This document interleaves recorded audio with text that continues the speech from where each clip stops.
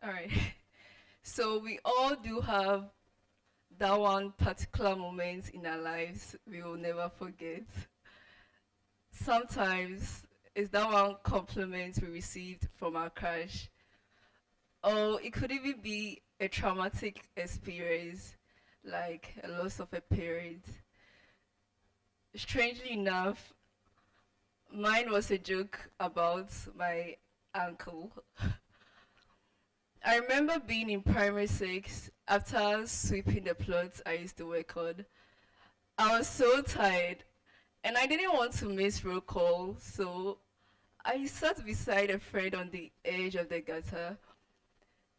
She looked down at my ankle, gave me this confused look, and asked, "Did you put a coin in your socks?"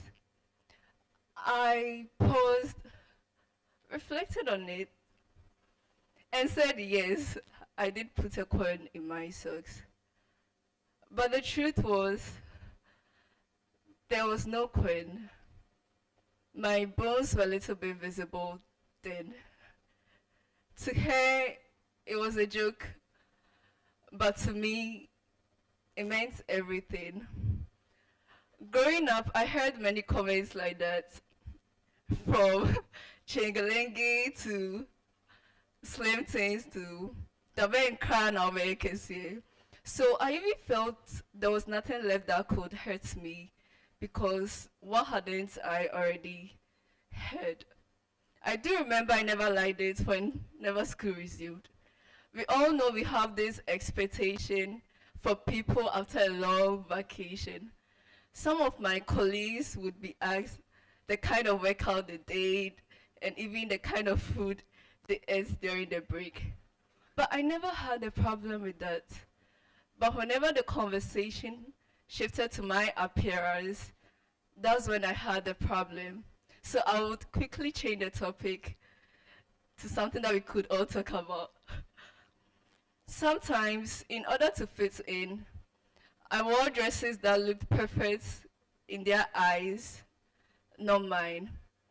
And that's when I started basing my value on how they see and accept me. At home, it was totally different. My parents saw nothing wrong with me. Yeah, they are my parents, so they gave birth to me. My mom would even buy me certain dresses that obviously looked bigger than me. But she expected me to wear. Sometimes we even had to fight before we go to church. And it's funny how sometimes I wondered if she couldn't see that I'm skinny. And it's funny how the influences of my friends shaped how I saw myself, even to the extent of not appreciating the beautiful aspects of me, like my smile. So my friends kept on saying all this stuff about me. In fact, my parents kept on affirming me, making me feel that I'm perfect. But I had already formed that perception about myself that I'm not enough. So what at all are they trying to prove? Looking back, I realized I was just a child seeing the world from a limited perspective. But still, those experiences shaped me. They made me more reserved, more careful, and even hesitant to open up. But the real shift happened during high school. I completed St. Louis Senior High School in Kumasi. And there was this particular lady in my house that I really admired. I loved everything about her, especially her confidence. Fun fact, she was a little bit thicker than me. So later we became friends, and I realized she also had her own insecurities. You know, sometimes the people that we see to be perfect also had their moments of not feeling enough. It's just that the experiences they've had has shaped them into the confident people we now admire. So one evening, we were walking in front of the house. She looked at me and said, "Mercy, you know, we are going to university, and you still care about what people say. If you know me, you know I like laughing. So I just laughed and brushed it off. But later, it hits me that I had been living through other people's opinions. And after that conversation, it made me more aware of how I saw myself. And that's when I realized something, that if you don't define yourself, other people do it.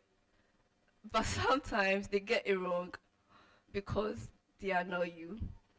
And maybe there is someone out here who has had moments like that, where something small to someone else meant everything to them, like mine. So you have to know that you don't have to be perfect to be valuable.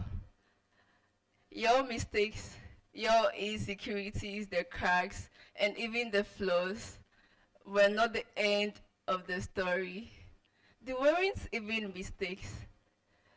Perhaps they could be the place where something new is born. Thank you.